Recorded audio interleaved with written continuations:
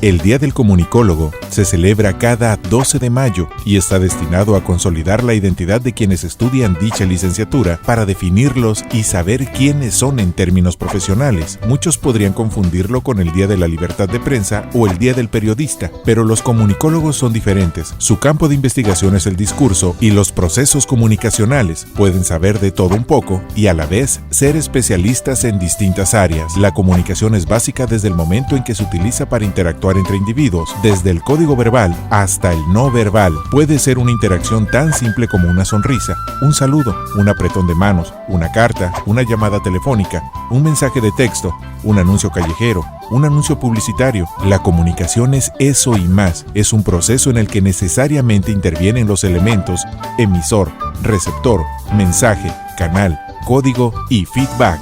12 de mayo, Día del Comunicólogo. SQC.